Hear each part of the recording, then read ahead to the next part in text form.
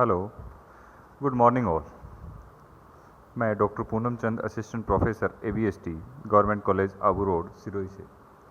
Friends, पिछला video हमने देखा जिसके अंदर टैक्स से रिलेटेड जुड़ी काफ़ी सारी बातें थी और एग्ज़ाम के पॉइंट ऑफ व्यू से काफ़ी सारी ऐसी बातें भी थी जिन्हें हमें ध्यान रखना बहुत ही आवश्यक है कि हमें क्वेश्चन आते हुए भी हम उसका ठीक से जवाब नहीं दे पाते हैं, तो हमें कौन कौन सी सावधानियां रखनी है और कैसे उनके आंसर देने हैं, ये हमने पिछले वीडियो में देखा।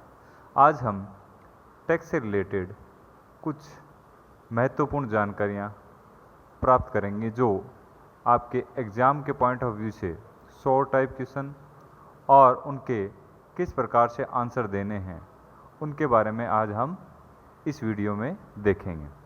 तो हम जिन जिन पॉइंट्स को कवर करेंगे उसमें महत्वपूर्ण पॉइंट्स ये है कि टैक्स से रिलेटेड कोई भी एक्ट पढ़ने से पहले हमें कुछ शब्दावलियाँ, जो चुनी हुई शब्दावलियाँ होती हैं जिनका बार बार यानी उस एक्ट के अंतर्गत रिपीटेशन होता है, जिनकी हमें बहुत ही ज़्यादा आवश्यकता होती है और शॉर्ट टाइप क्वेश्चंस भी लगभग इनसे रिलेटेड आते हैं।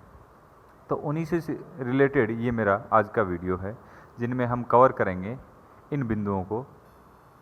सबसे पहले कर निर्धारण वर्ष, असेसमेंट ईयर क्या होती है, गत वर्ष प्रीवियस ईयर, करदाता असेसी, व्यक्ति पर्सन माना गया करदाता डीम टू असेसी, चूक में करदाता असेसी, डिफ़ॉल्ट, आय इनकम, सकल कुल आय ग्रॉस टोटल इनकम, शुद्ध कुल आय नेट टोटल इनकम।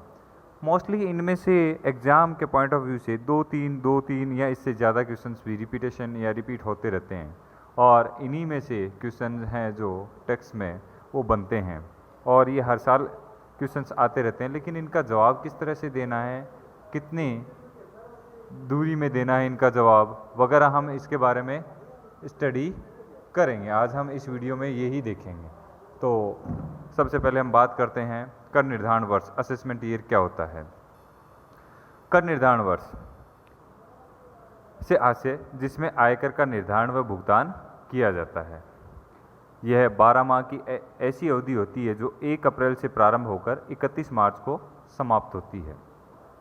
वर्तमान में हम कर निर्धारण वर्ष 2020-21 का अध्ययन करेंगे जो 1 अप्रैल 2020 से प्रारंभ होकर 31 मार्च 2021 को समाप्त होगा। ठीक है, इसके बाद हम बात करेंगे गत वर्ष की। गत वर्ष क्या होता है?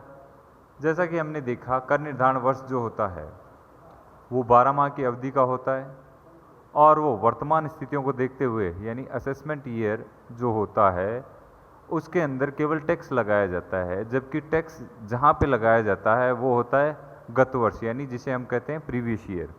और ये अधिक से अधिक 12 माह की एक ऐसी अवधि होती है जो कर निर्धारण वर्ष से ठीक पूर्व की 31 मार्च को समाप्त होती है। फॉर एग्जाम्पल, जैसे हमने अभी देखा कि कर निर्धारण वर्ष 2021 1 अप्रैल 2020 से स्टार्ट होकर 31 मार्च 2021 को समाप्त होता है, तो उससे पूर्व का जो कर निर्धारण वर्ष होगा वह वर्तमान कर निर्धारण के लिए गत वर्ष कहलाएगा और इसकी अवधि जो होगी वो 1 अप्रैल 2019 से 31 मार्च 2020 की होगी। इसे वित्तीय वर्ष या लेखांकन वर्ष भी कहा जाता है गत वर्ष के उपलक्ष्य में, यानी गत वित्तीय वर्ष या गत लेखांकन वर्ष जिसकी आय पर हमें टैक्स लगाना है। नेक्स्ट इसके बाद में हम बात करते हैं करदाता। करदाता क्या होता है? एसएससी। कई बार क्वेश्चन आता है ये और इसके बारे में बच्चे ठीक से जवाब भी नहीं दे पाते हैं, सीधा सा जवाब देते हैं कि जिसके द्वारा टैक्स पे किया जाता है, लेकिन टैक्स के अलावा और भी चीज़ें उसको पे करनी होती हैं। जैसे करदाता एक ऐसा व्यक्ति जो अपनी अथवा किसी अन्य व्यक्ति की आय पर कर, अर्थदंड यानी पेनल्टी, ब्याज अथवा अन्य कोई राशि चुकाने के लिए दायी हो, यानी अन्य को ये इनमें से जो भी राशि है वो सरकार को चुकाने के लिए दायी हो। किसी प्रकार का कर है, अर्थदंड है, ब्याज है अथवा अन्य कोई राशि जो इनके अलावा हो और उसको सरकार को पे करनी हो तो वह उसके लिए दायी है, वह कहलाता है करदाता। इसके बाद हम बात करते हैं व्यक्ति। अब ये व्यक्ति क्या होता है? जिसे हम पर्सन भी कहते हैं। व्यक्ति के अंतर्गत सभी प्रकार के करदाता सम्मिलित किए जाते हैं। इनमें सबसे पहले हम बात करते हैं व्यष्टि, यानी कि इंडिविजुअल, एक व्यक्ति जिसको टैक्स पे करना है। हिंदू अविभाजित परिवार, हिंदू अनडिवाइडेड फैमिली, ये सभी व्यक्ति के टाइप्स हैं जो अलग अलग है। फर्म, कंपनी, व्यक्तियों का समुदाय, एसोसिएशन ऑफ पर्सन या सहकारी समिति, स्थानीय सत्ता, लोकल अथॉरिटी, तथा प्रत्येक कृत्रिम न्यायिक व्यक्ति, आर्टिफिशियल जुरिडिकल पर्सन, ये सभी व्यक्ति की ही श्रेणी के अंतर्गत माने जाते हैं, जिसे हम करदाता भी कहा जाता है, या करदाता के अंतर्गत ये सभी सम्मिलित होते हैं। इसके बाद है माना गया करदाता। कई बार क्वेश्चन आता है डीम्ड एसएसी, ये क्या होता है? माना गया करदाता, तो बच्चे हैं वो पूरा, या स्टूडेंट्स जो हैं वो ठीक से जवाब नहीं दे पाते हैं, तो ये क्या होता है इसके बारे में आप देखें। ऐसा व्यक्ति जिसे दूसरे व्यक्तियों की आय पर कर चुकाना पड़ता है, या जिसे दूसरे व्यक्तियों की आय के संबंध में करदाता माना जाता है। यानी ऐसा व्यक्ति जो दूसरे व्यक्तियों की आय पर या तो कर चुकाता है या उसे करदाता मान लिया जाता है दूसरे व्यक्तियों की आय के संबंध में। जैसे कोई व्यक्ति है जिसकी मृत्यु हो गई, तो मृत्यु की स्थिति में मृतक व्यक्ति का कानूनी प्रतिनिधि, जिस किसी व्यक्ति के पास उसकी प्रॉपर्टी आती है, ठीक है, उसका जो उत्तरदायी व्यक्ति होता है, उत्तराधिकारी जो होता है, वह उस पर टैक्स पे करेगा। जैसे मृतक व्यक्ति का कानूनी प्रतिनिधि। अनिवासी का कोई एजेंट, ऐसा कोई व्यक्ति जो अनिवासी हो, यानी अपना देश छोड़कर किसी अन्य देश में चला गया हो, लेकिन यहाँ पर उसने कोई आय अर्जित की हो, तो उसके लिए उसके द्वारा जो अर्जित आय है उस पर टैक्स पे करने के लिए उसका एजेंट जिम्मेदार होगा। ट्रस्टी, यानी ट्रस्टी जो है, ट्रस्ट की जो आय होती है, किसी पर्टिकुलर किसी ट्रस्ट से जुड़े किसी व्यक्ति की आय पर ट्रस्टी आय कर पे करने के लिए दायी होता है। एक अवयस्क पागल व्यक्ति की आय के संबंध में उसका अभिभावक, यानी एक अवयस्क कोई व्यक्ति है या पागल व्यक्ति है, तो ऐसी स्थिति में जो उसका केयर टेकर होता है, जैसे उसके अभिभावक या उसने मैनेजर रख रखा है, या उनके अभिभावकों ने उसके लिए किसी मैनेजर को रख रखा है, तो ऐसे व्यक्ति की जो आय है उस पर करदाता उसका केयर टेकर माना जाता है। नेक्स्ट है चूक में करदाता, असेसी इन डिफ़ॉल्ट। ये क्या होता है, तो इसके बारे में देखें आप। असेसी इन डिफ़ॉल्ट क्या होता है? जैसे कोई व्यक्ति किसी अन्य व्यक्ति की आय से उद्गम स्थान पर कर तो काट लेता है, यानी टीडीएस तो काट लेता है, टैक्स डिडक्टेड एट सोर्स तो कर लेता है, लेकिन काटने के बाद पैसा जो है वो सरकार में जमा नहीं कराता है, तो ऐसी स्थिति में वह चूक के कारण करदाता माना जाएगा। दोबारा देखिए इसको।